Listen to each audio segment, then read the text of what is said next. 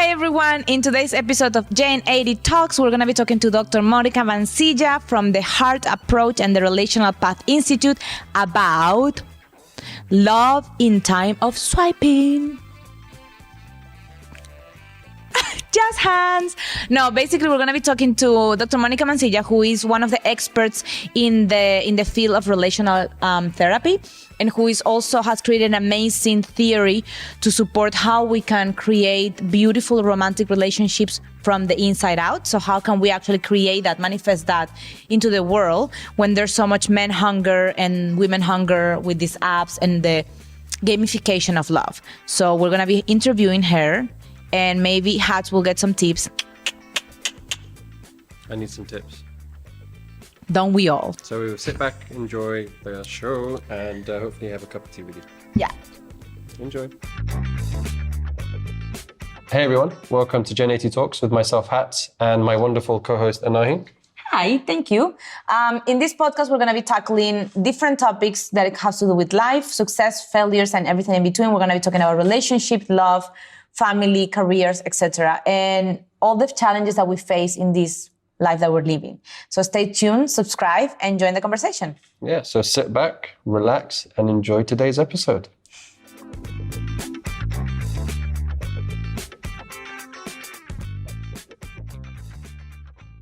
Right, so welcome back to part 2 of this amazing episode. We have an amazing person, and I've never met Dr. Monica before, but I love you already, genuinely. Like I think having the conversation with you is amazing. So I'm really glad to have met you. And this is episode 13, lucky 13. Yeah, which is actually episode 3 of the season 2, right? That's what we decided. So waiting for my Netflix contract. But, okay, so, and like we mentioned on our previous episode, Dr. Monica Mansilla from the Relational Path Institute, which is the creator of the Heart Approach, and us, we're talking about love in the times of swiping. And we were talking a little bit about the nuances that we have as millennials dating and everything that is happening and how our generation is facing the dating world and the difference between the old school and the new school and everything.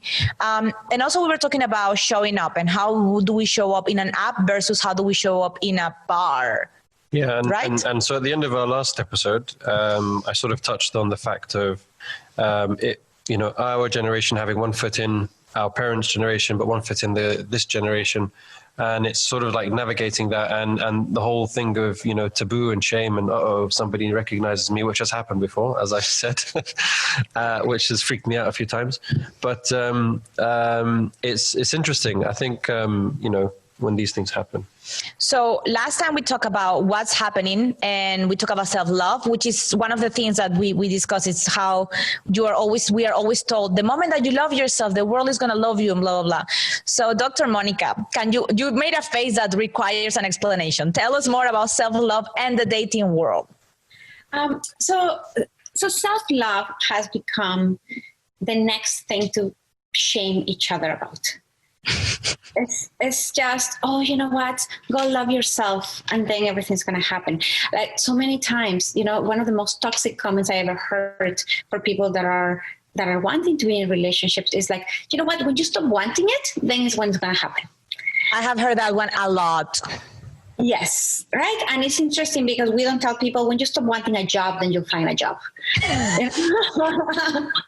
Or when you stop studying, then you're going to learn, right? So, but there's a lot of shame attached to wanting a relationship. Mm-hmm. And again, so we were talking in the last episode as well of toxic positivity and this idea, especially for millennials, that you guys have to be happy all the time. And if you're not happy, there's something wrong with you. So we are letting go of our humanity, letting go of our ability to experience all the realm of emotions. So if we think of relationships, and I think this is a very important conversation to have, when we think of what does it really mean to want a relationship? What does it really mean to have a relationship with ourselves? And then if you think of it, it just comes to a basic human instinct. And I'll explain a little bit more about that. But you and I have had a conversation about man hunger and women hunger. And that's our That's the way that I call this impulse that we have towards wanting to be in a relationship. But it is normal, you guys. Like, this is the thing that is very interesting.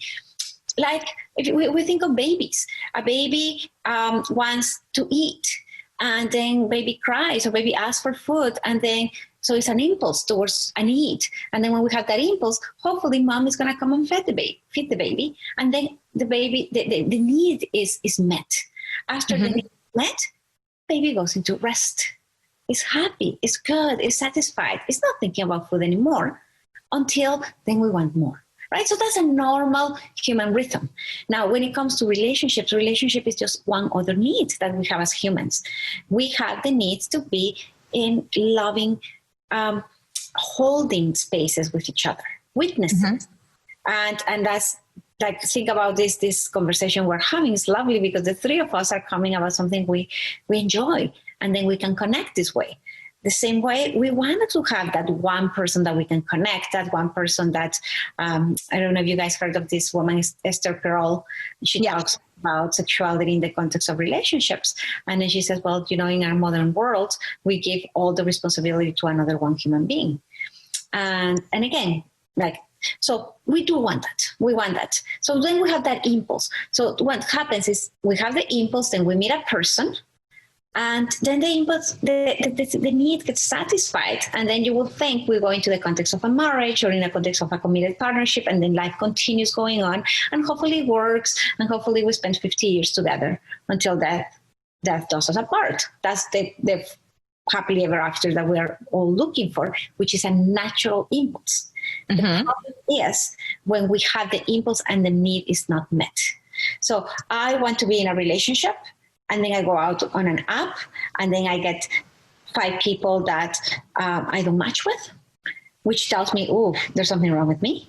And then maybe I match with one person, and then I start the conversation, and then we have a very nice conversation. And then this person, because I'm a woman, I'm expecting him to tell me to let's go for a coffee, or let's take this conversation to the next level and give me your phone number.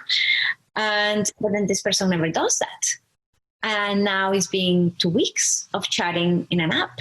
And then we're wondering, did I say something wrong? Why did he not text?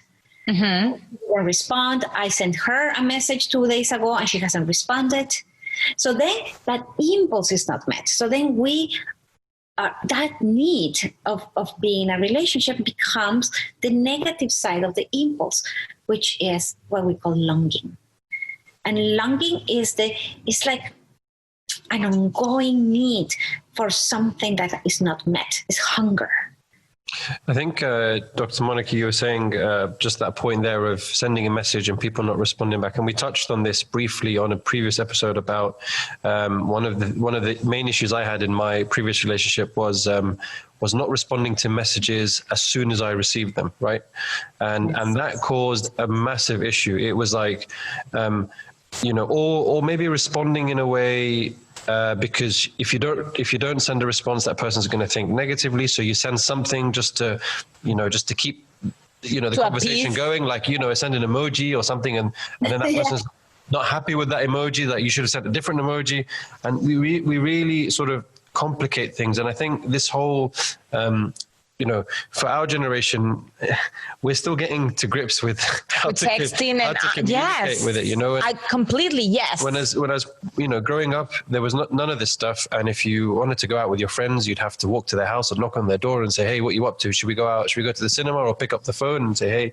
And we're sort of hiding behind all of these things. And you meet somebody on an app and they don't respond for a day or two. And you start sort of playing these scenarios in your head. Well, why are they not responding? Have they met somebody else? Have they done this? Have they done that? And it may just be the fact that they're super busy with work, or they haven't switched on the app for so long. But I think that's when it comes to texting, I think that, again, our generation is still trying to figure it out. Like I see it with my kids, my kids are not texting, but because of homeschooling and COVID and all that, they do have, like my eldest, not my young one. He will begin to text in this app for the school to his friends, right? And they put all these emojis, and for him, an emoji is something given. Emojis were made up before he was born, right? So he's super fluent on them, and he understands them. He found it hilarious. Well, for us, We read into everything. And we're like, wait, what does this emoji mean? Like the other day I was talking to a friend and she was dating a couple of people and then she said, I just got tired of this guy blue ticking me. And I was like, okay, what is blue ticking? Do I want to know? And is it fun? And she's like, blue ticking, like in WhatsApp, like when they left, or he left me on red. And I was like, what does that mean? And it's when, when the two ticks go blue. And I was like, oh shoot, there's a name for that. And then she was explaining, she was the one that sat me down with ghosting, left you on red, and blue ticking, and all these terminologies that for us are new. And so we start to make, because we don't feel fully empowered or fully in control of the situation. We go, maybe he's ghosting me, or maybe she's ghosting me, or maybe, so we create a bunch of stories in our head that make something that could be something like, I was in a meeting, I couldn't respond properly, but I sent you a happy emoji, into World War III. Yeah. But then think about that, right? So again, let's bring it to the context of food. What will happen if you needed a meal and then you kept getting little shows of food, but never really ever comes to you, right? Like if you get getting teased with all of these commercials about food, but you never get to take a bite into it. So it is an impulse that is not met. And this is what we were talking about. And then we want it so badly because, again, it's it's a normal thing. And, okay, in the one hand, it's a normal thing. In the other hand, there's a lot of shame attached to it. I'm happy that you say that, because I think that we feel ashamed of wanting love. But you were saying that it's a normal thing. We are really ashamed of wanting love because of the toxic message of you need to love yourself first. Mm-hmm. So when the minute that we say we want love, what the world tells us is, oh, you should be happy by yourself. Why can't you just be happy? If you only were happy by yourself. And the funny thing is, we hear this message a lot from people in relationships, right? So if you love yourself, then go and be happy on your own. Go and starve, right? So yes, so there is truth to both messages. We need to find that space of true contentment with self. But the reality is that there's a lot of people in happy relationships that are really, that didn't really need to become a monk before they actually found that person. Yeah. But the evolution is going to happen together. It's the same thing. It's like I say to people, well, if you tell me that you want to become a really good swimmer, you're not going to go running every day. You're going to swim. So why are we telling people that to be in a relationship, they need to be alone? If you are actually develop the full ability to be alone, then you'll be relational. It's two different things. Being in a relationship is one thing. Being on your own is another thing. Both of them are good. So Dr. Monica, you mentioned you gave a good example in the last episode about the rainbow having different colors. And each color, let's say, reflects an experience or an emotion, let's say, a life experience or an emotion, anger, happiness, sadness, being lonely, all of these things. And you can't just take one thing out and be like, okay, I'm going to try and match with that one person, because it's that rainbow is a foundation of, like you said, and maybe correct me if I'm wrong, but it's a foundation of when you meet somebody, you'll have all of these emotions and be able to weather storms better. When you go through hard times, you both experience sadness, you both experience anger, and so you understand each other better. And I think that's kind of similar to what you were saying now. Yeah, is that without this, you can't just be lonely all the time. You need to experience life with people, Yeah. And and that again brings us back to our conversation about worthiness. So if we think of the showing up authentically, and that is what is going to bring us to the everlasting relationship, is authenticity. It's not happiness. The thing is that if we're happy, when we are happy, we're more available. Because life is easier. So if my life is easier right now, most likely it's going to lead me to feel happier. And if I'm happier, I'm going to have more room. I do not need to numb away from pain. So when we overwork, when we overeat, when we overexercise, when we overdate online, what we really are doing is we're just saying, I do not want to look inside to whatever causes pain in my life. So I'm going to do something that distracts me. That happens to a lot of us. And so millennials are in the age right now of divorce. Right? Like it's the time in which a lot of people are going through divorce. Divorce is really, really painful. No matter what, divorce, it doesn't even matter if it was the right choice. Divorce is painful. So then, again, another human tendency is we don't want to feel pain. So what we're going to do, we're going to numb away from pain. Dating is a way to numb away from pain.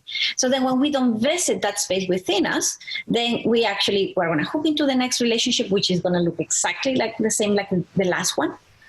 Or we distract, right? Like we overwork, we overeat, we over-exercise. We do all of these things to forget that we actually have this need of true, authentic connection.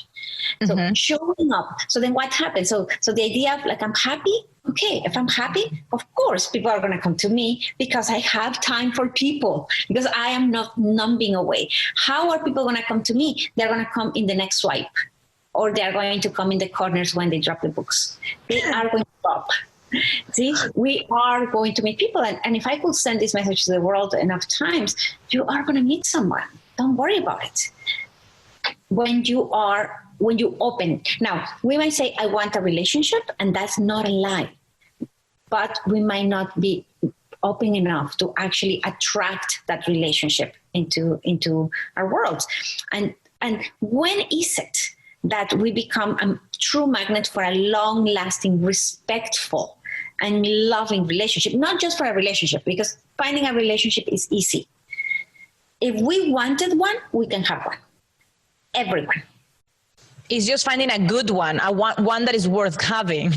Exactly. Well, how do we find a relationship? We compromise. We just go and we say yes to everything, and we can end up in a relationship. Or we don't change our internal structure, and we end up in the same relationship that we left with a different person.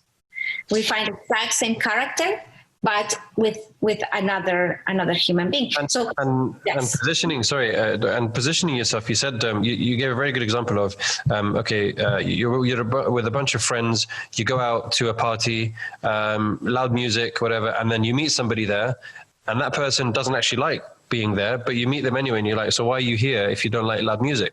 When you could be positioning yourself to meet with people doing things that you actually enjoy doing. So, for example, sports. I don't know.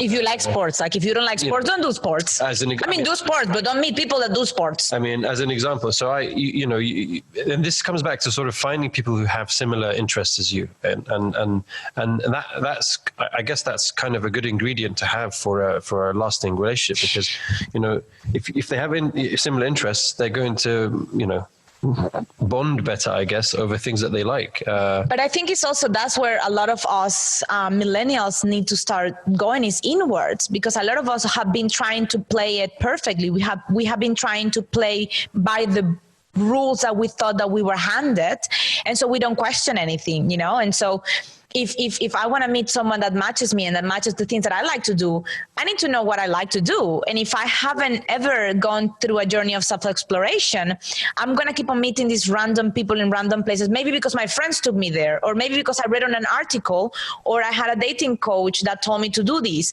But it's not me. It's not my real self, and this is I think that what's happening with a lot of people that are meeting in apps, is that there's some, these they people, they told me to do ABC, and I did ABC, but A, B, nor C were me. So when the mask falls, both of them are looking at each other like, but you told me this, but you said that, but you told me that you were super chill, that you were not possessive or anything. And then the girl is like, where are you? Why aren't you answering my text? It's like, we're pretending. So we're coming into the world with a facade because we haven't gone inwards and see, well, really, who am I? What do I want?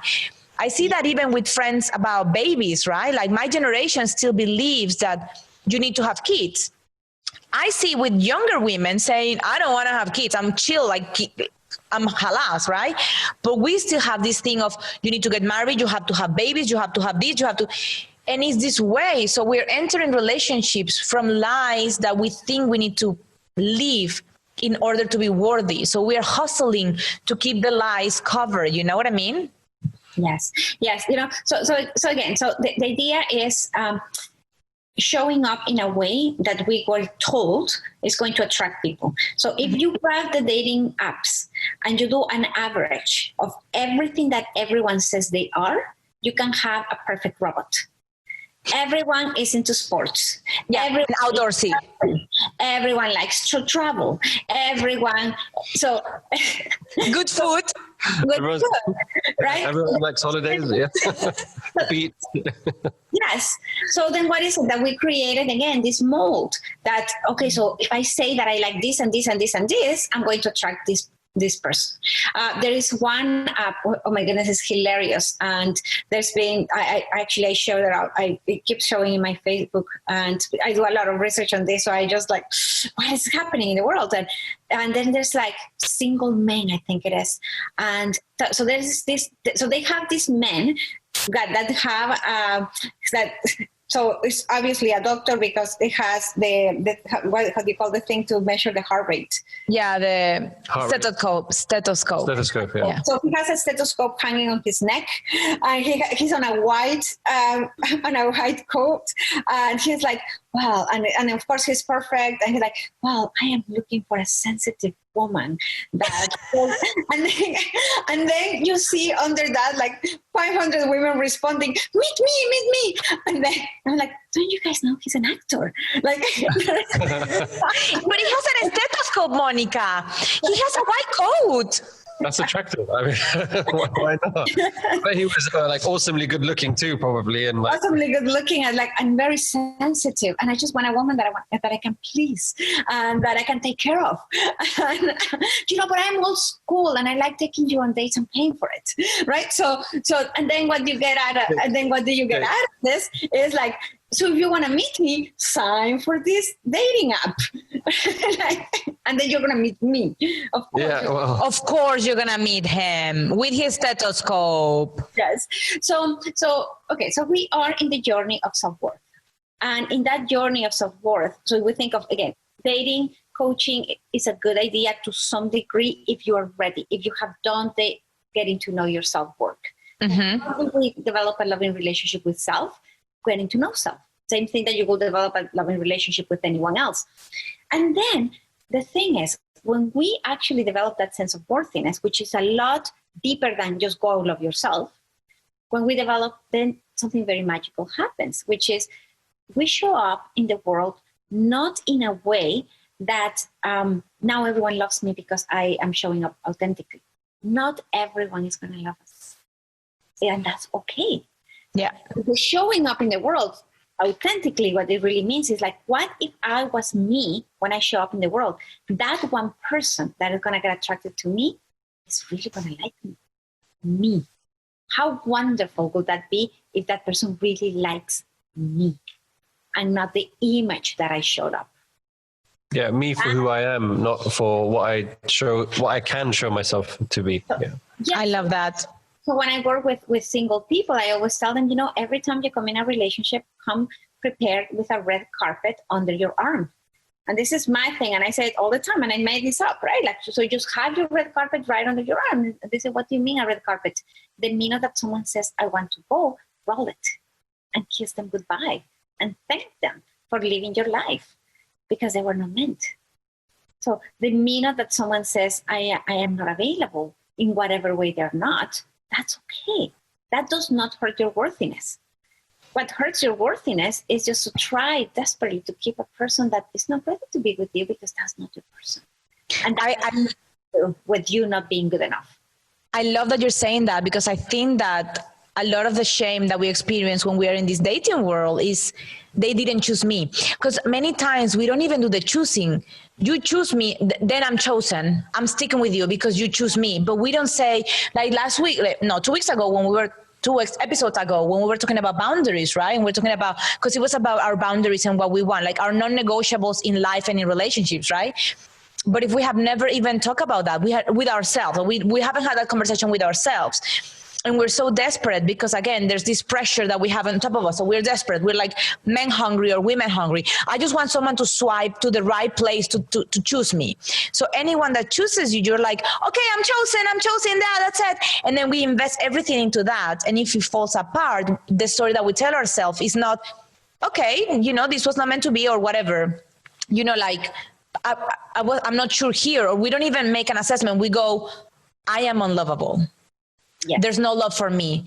I was rejected. There's something wrong with me. And then this story becomes so toxic that we are constantly being ashamed of it. Like, I have a lot of friends that are singles and they're my age, and they tell me, I hate going to weddings because I'm tired of my aunties asking me, when are you gonna get your act together and find yourself a good one?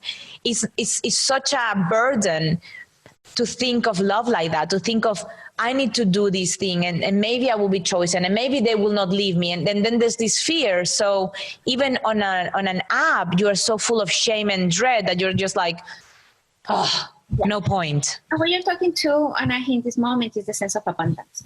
And there are three things that as human beings, we actually struggle with. And these are the general things we struggle with. One is we believe there's not enough. And how many times I worked in Qatar, in Canada, I've been in so many places in the world. I have taught people, like therapists and coaches do this in New Zealand and Spain and Dubai. And every country I go, I hear the same story. Women tell me there's not enough men here. And men tell me there's not enough women here. You know, it's the same story. I have my people that I work with in Toronto, they're like, well, Toronto doesn't have enough men. Qatar doesn't have enough men. Do they need any engineers in Toronto? But there is the sense of like, oh, I can't meet people here. And then if we don't believe that, we tend to believe, yes, of course there's a lot of men. There's just not for me. It's not available for me. I am not the one that is going to be the happily ever after. So I'm going to try really hard. Or we tell ourselves, I'm too different. I don't belong. I'm awkward. It's just, I'm different. So this takes us away from that sense of worthiness. So when we have someone that swipes, I guess right. So I don't know, right? Yeah. So when the person swipes us positively, I guess, we hang on to it because we're so scared. If we lose this person, will I ever find anyone else? And then we get super clingy and attached. We white knuckle it instead of letting it flow. And if anything else, if you open a tap and you have a drop of water and you think this is the only drop of water because you're closing the tap every time, you're going to hang on to that drop of water. But if you fully open the tap, then you're going to know there's a flow that is coming. So instead of saying, you know what, it's okay to go and meet many people, but also to go back to self. So when we are really talking about the relationship with self is to say, if someone leaves me, that has nothing to do with me. It has to do with a matching process, a getting to know different people, and people are going to come and people are going to go, and that has nothing to do with my worthiness. Now, but just this idea, like, how do we expect someone to choose us if we have not chosen ourselves? How do we expect someone to spend time with us if we haven't spent time with ourselves? How do we expect someone to give us the priority if we have never been priority to ourselves? If even in our happiness, we have hooked into this idea that I have to be happy even if I'm sad. So this is the thing, right? If I do not allow myself permission to feel all who I am, why will anyone allow me to do that? That is so powerful. I think that's amazing, and it's absolutely true. So like, kind of like, sort of like, just quickly summarizing what we've discussed so far is with the whole apps thing. Okay, there is an art to it. Okay. Yes, there is an art. There is an art.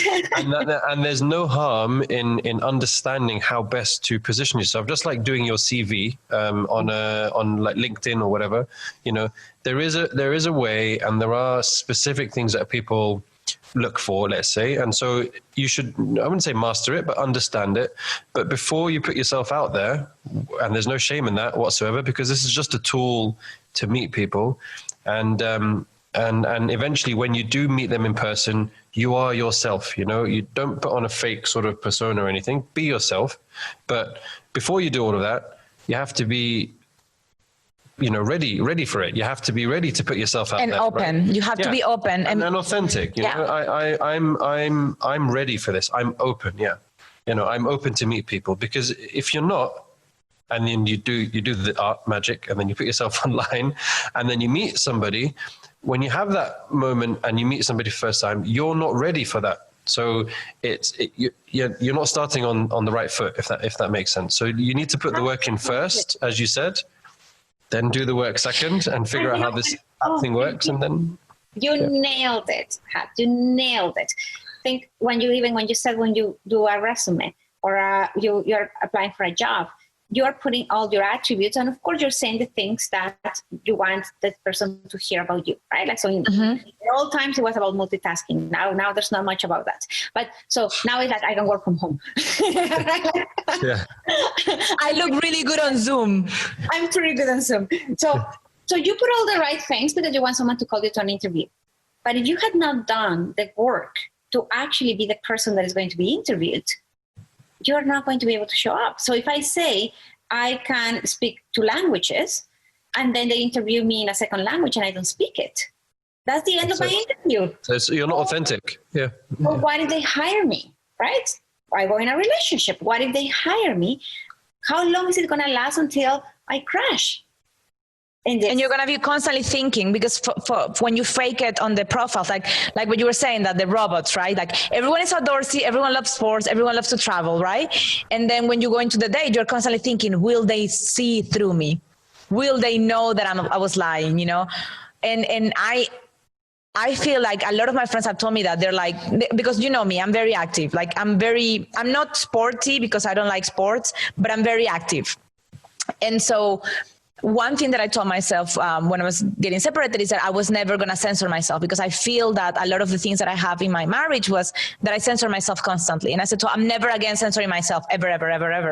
And then some of my friends that were already in the dating world, they will tell me, but you cannot be that. Like, you cannot talk about CrossFit. You cannot talk about lifting weights. Like, that's boyish and nobody's going to like it. And I'm like, yeah, but what do you think they're going to feel like if every Friday I run to go lift with other men and they're going to be like, what are you doing this? You never told me that. So it's like you have to present your best self, but it's still your best self. It's not their best self. It is who you are in the end of the day.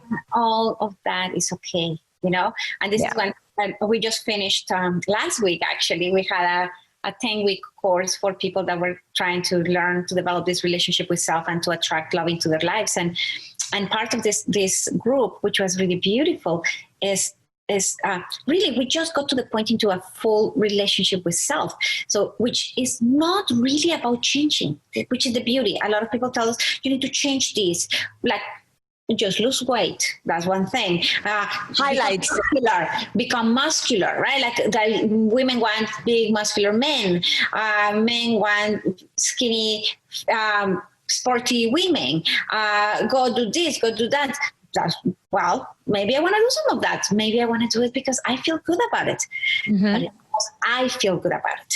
Oh, go and do this, go and do that. So what is it that we really want to do? We don't really want to change. What we want to do is become ourselves more fully. Comfortable in your own skin. Just comfortable in your own skin. And I think that's like what we were talking in this 10-week course, and I think the end up of our conversation as people were developing and evolving is what they did is they became more themselves. Why they were handheld through the process instead of being thrown in the water and being told, go find yourself, go to a therapist and do 10 years of therapy, go and love yourself. And then we're like, oh my goodness, if I love myself, but I do love myself. So how do I do that? So when we feel like, can you please hold my hand for a little bit and walk me through the process? And then when we are holding people through the process, which is this beautiful group of people that really put their hearts out and they were walked through the process. And then they came out saying, wow, I found me. And then what happens when we found ourselves, there are people, not one, there's many people out there that are going to be really, really attracted to that self. When we put layers, it's going to be very diffuse, so it's going to be harder to find someone. And even in the world of apps, but we can find people in the world of apps. We can definitely find people in the world of apps. And what you said, which is really good as well, Hatz, is it's not necessarily about we have to do the work first and then put ourselves out there. I will say, go run so you become a good runner, but then learn the strategy. Go and develop at the same time. Just learn about yourself, otherwise you're going to injure. And this is what we want to avoid. We want to avoid injury, and we want to avoid hunger. We want to avoid man hunger, women hunger, and the desperate cycle of like, I'm going to put myself out there, I'm going to date someone, this person's going to disappoint me, and then I end up with all men are bad, all men are evil, all women are takers, all women are gold diggers. Why are you looking at me? It's our narrative, right? But you know what, Moni? Can you tell us more about the program? Because I feel like a lot of our listeners and our viewers are going to be like, yes, sign me up. So tell us a little bit about that, because the reality is that, like you said, love, relational love and companionship is a basic need. And we are all not all, but a lot of us are out there and we want to build a happily ever after. So can you tell us a little bit about your work, both as a therapist, which, by the way, she's amazing at, but also within the heart approach, so that people can find it and maybe we can eliminate some of this men and women hunger that we see out there in the world? Yes. Well, so the heart approach is pretty much an approach about relationships. So what we focus on is all of their human needs. We focus on one specific, which is the need to be in a relationship. And we validate it and we say it's normal, because it is normal. If it wasn't normal, we wouldn't have 10,000 million apps. It's interesting, again, as I do research on it, I find, so then we have the spiritual dating and the sports dating and the healthy living dating. And I did not know that. Yes, together with all the popular ones, the Bumbles, the Tinders, the that. So is there a CrossFit dating? Oh, CrossFit keto dating app? I'm pretty sure you'll find it. But the funny thing, so what I did doing my research, I actually went and I put myself profiles in several ones of them just to see what is it that is happening really. And what I found out is that, and of course I did it here in Toronto, same people are in all of them.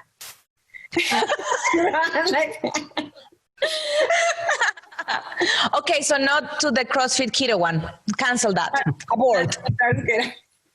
And of course, we're going to find some differences. But anyways, so what is it that we're doing in this course? So basically, it's a pretty extensive course. So we divide it into 2 different courses, and it's long, 10 weeks first, 10 weeks, 8 weeks after that.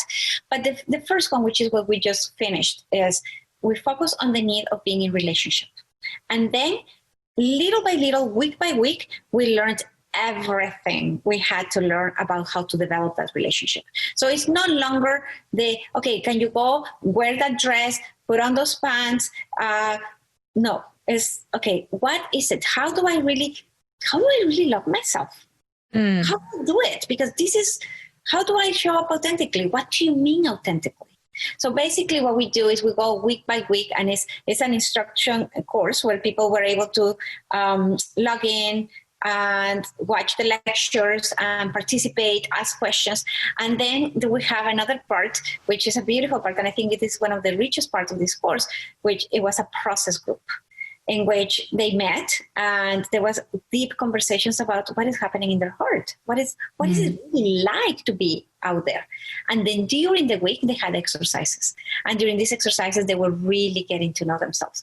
So it's not a time to pause from relationships, which is what a lot of people think. It's like, oh my goodness, so now I have to take a 10-week course to meet someone. No. You go, you put yourself in the world, and you do everything you want to do. And at the same time, you're in this deep learning process that is going to make one thing happen, just one thing. It's going to match your intention with your outcome. Because right now you have a lot of intention. And you're doing it, and we are going desperate with our intention. We're like, but I want to be in a relationship, and I want to be in a relationship, and I'm doing this, and I'm doing that, and I'm doing that, and I want it, and I'm not finding anyone. And I want to, but I'm spending 12 hours at work. But I still have the want. It's just that I'm suppressing the need. Because first, if I talk about it, I'm going to be shamed into it. So my intention is clear. My intention is normal. Maybe I don't talk about it because I'm ashamed, but my intention is clear and normal. So what am I going to do with the intention? I'm going to match it with an outcome. How am I going to match it with an outcome? I'm going to go out. So inside, out into the world, looking for that person. And I'm going to go outside in to my personal world. And what I tell people is my work as a therapist, but mostly my work as a trainer in this model is, I don't want people to go out in the world looking for someone. I want people to open up so someone finds them. So the process is inversed. So, and of course, I do believe, and I actually am developing another part to this training, which is going to come on later on with this person that does dating coaching, because I think it has a fantastic strategy. So that when people have gone through this process and they say, you know what, but I also want to learn, like what you were saying, the strategy, what picture do I put out and everything. It's like learning how to do a resume. It's the technical part. So we do university, so you learn to become the product, which is this beautiful self that you are. And then we go and then we learn how to do a resume. And that is good. So in these 10 weeks, what we're going to do is we're going to open our heart to the degree in which we no longer have to go look for someone, but that someone comes looking for us. And we're going to be available, because what happens is I might even say, I'm hungry, but my poor stomach is so tiny that when food is given to me, I reject it. I cannot stay with it. So people might be attracted to us, but we don't even notice it. Yeah, we don't see them being attracted because it is, we don't have the availability that we need to have, and there's good reasons for it. And it's not because we're broken; it's because life has happened.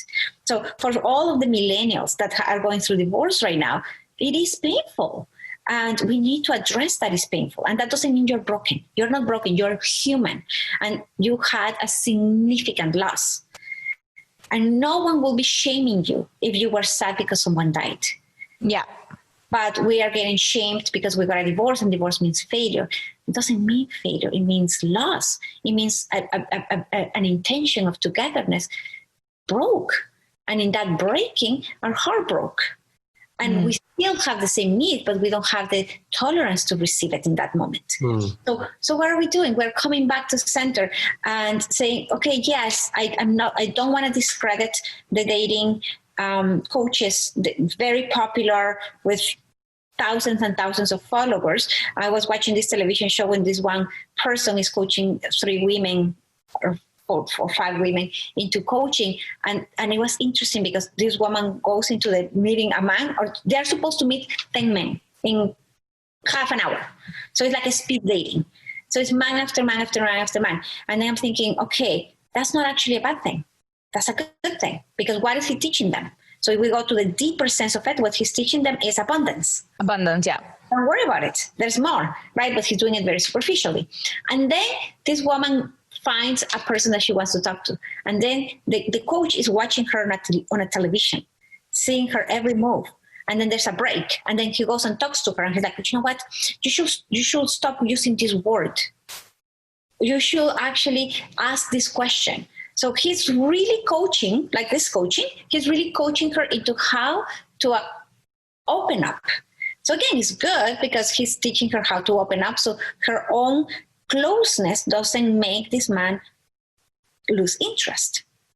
So as an outcome, possibly they're going to end up in a relationship. So yeah, it does work, but the problem is that there was no work done there. So what we are doing is very similar, but we're doing it in the inside. So we're saying, okay, so how do I develop the sense of abundance that is so abundant and so amazing inside of me that I am going to attract those 20 men? Not because a coach found them for me so I can meet 20 men in a speed dating, but because I'm walking down the street and the man is going to stop me and say, wow, you look beautiful. I love that. I think that well, as someone that has been working with you for a while, and that I absolutely love your approach. I have to say that I see the shift. I see the shift in myself, but I also see the shift in my clients, because a lot of the things, just to clarify, the heart approach is not only for singles and people in relationships, but it's also for therapists and coaches who want to get the tools so that they can go into the world and help others. So if you are a therapist, or if you are a coach and you want to have better, or if you are like a yoga instructor, a mindfulness instructor, and you want to have tools to help others in the relational world, this is something that the heart approach is, it's part of the Relational Path Institute. So I trained with you a while ago, and then I'm retraining now. I just finished. And I can say that the tools have been unreal. Like, and I see it with my clients. I see how the shift that maybe a few months ago or a couple of years ago would have taken me, 4 sessions. It takes me 1, because it is about alignment. So I do see the value. I actually was bullying you into joining us for our next class. Yeah. I was bullying him a little bit with love. A little bit. I love bully. The beauty of it is that if you are already a coach, the beauty of it is that you are already a coach. The niche of relationships is a huge niche, because it's a basic human need. So if you are able to actually market yourself and let the world know that you can actually help them find that happily ever after that we long for, it's just it's not just you're going to have a lot of clients, but not only you're going to have a lot of clients, but on top of that, you're going to be doing so much good in the world. Yeah. Because you are transforming people's lives. And you know what? We need men. We need men doing this. We need men doing this, because in our groups you tend to have a lot of women, but the women also are going to need men to do their job too. And in the group as well, like we get a lot of women that come into the learning of it, which is beautiful. And a lot of men sometimes shy away from the courses. So men actually benefit more going into male relationship coaches that are going to be able to do the work with them one-on-one. Now, there is another part to this, and this is something that we just discovered in the last course, right? So there was a lot of people that are fantastic at caring for others. And they have the desire in their heart to become a coach. And they say, I would love to take this, but I'm not a coach. So what we created, and this is not part of the heart approach, but it's part of the Relational Path Institute, is what we have, the mindfulness integrative approach to coaching, which is a full coaching program. It's called MIA. So people that were actually wanting, some people were coming to us and saying, I want to be a relationship coach, but I'm not a coach yet. So now, and we're going to do it this one time coming up at the end of September, actually, is that we have a class of people that are going to join our coaching school. Mm-hmm. So by the end of the fall, by December, they are going to be certified coaches with the mindfulness integrated coaching certificate. But we also want to fast track them into heart. So these people are training as a coach, and you were part of our heart. You were a retraining, and you've done so much beautiful work for us. And I've done so much. But I will say yes to everything that you say. Yes, because I see the change. But also, I have to say that the reason why I keep following you is because it works. Like, it has transformed my life. It transformed me. It has transformed my business. It has transformed my journey as a mother. Even as a mother, because everything is relational. Everything is a relationship to someone else and to something else. So the more I have invested in here, the better the outcomes out there. So it's time to wrap it up. So everyone, remember, the Relational Path Institute, the Heart Approach on Instagram and the websites, and we're leaving all the information there. So theheartapproach.com and therelationalpathinstitute.com, right? That's right. So if anyone is interested in the coaching program, go into the Relational Path Institute, and we'll have information there. And you know what I will say to everyone, just as a final message, if we went to going to high school and someone said to us, you know what, you have your choices of the courses you're going to take. And one of them is the course about love and relationships. And that was an elective that was going to be part of graduating from high school. Or you can take math. Or you can take... I wouldn't take maths. I would have not taken math ever in the world. I would love me. So I would say and then the comment that I made and the reason why, so by the way, this course was only for coaches and therapists. And a group of people, including Anahi, convinced me, why don't we invite the world to take it? Because the comment that I get every time I do workshops, every time I teach people is, I wish they had taught me this when I was a child. I wish there was a course. So we said, okay, everyone is wishing there was a course. Let's make a course. Let's actually give a person the possibility of not doing therapy, but doing learning. Yeah. Keep learning. And actually through learning, you will get therapy through learning, because people maybe don't want to have therapy, but they will go on a course and they will naturally sort of start learning more about themselves and come out the other side better, So yes. Plus you have support. You have a community. That the beauty of the heart approach is that you are learning about yourself. You are processing a lot on your own, because obviously a lot of the work is on your notebook when you are alone and facing all these questions and stuff. You also have meditations and mindfulness exercises that help you carry it deeper.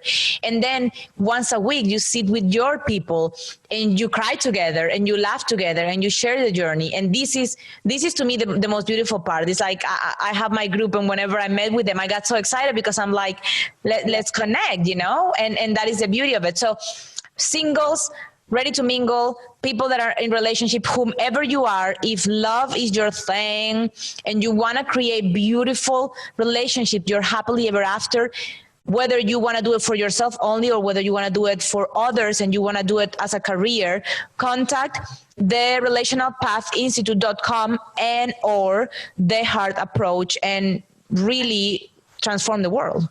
And I would say send us an email. So just go info@relationalpath.com. Okay. And I will send all that information. But this is just the last little thing I wanted to say is, in my time, which I'm not a millennial, in my time, we met people in school. So if we are talking about meeting people, being like-minded people, I'm just going to say this, how will that be for you to meet people while you're learning about love? So yes. We are inviting all men and all women to come to be learners. So instead of paying for another 3 apps, how will that be like to invest into a full transformation where you are going to meet pretty awesome people that are also doing their work, people that are also growing. So when you said, and I noticed, Anahi, you were doing this really interesting question on your Facebook page, and you were saying, what do you want in relationships? And imagine if you met a person that wants the same thing. That's amazing. And we know for a fact that the people that ended up in the course are going to have full transformations and they're going to be fantastic partners. So come meet them there. Yes. You are going to be in a class with each other. So it's a good pool. My way of meeting people. Exactly. It's a perfect pool for you to meet them and also to create really beautiful friendships, because that's what we have. We have companionship there. Yes. So join us, because I'm going to never let it go. I know. The heart approach forever. I know. I'm not going to hear the end of it until I join. So basically, yes. So come meet Hattie. Thanks, everyone. Thank you, Monica. Talking to us from Toronto. And everyone, remember to follow the Heart Approach and the Relational Path Institute. Do the work, show up, and get ready to rock it. Whether you're a millennial or whatever, you deserve love. Wanting love is not bad. Just do the work so that you don't end up injuring someone. Yeah. Right? And our Instagram is all relationalpath.com. So everything. We'll definitely be linking that. We'll leave all the links and all the information there for them to get it. But thank you very much. I now need to go and work on my CV. So go and work on your CV. Thank you, guys. It's been delightful to meet you. Thank you, Moni. Thanks a lot.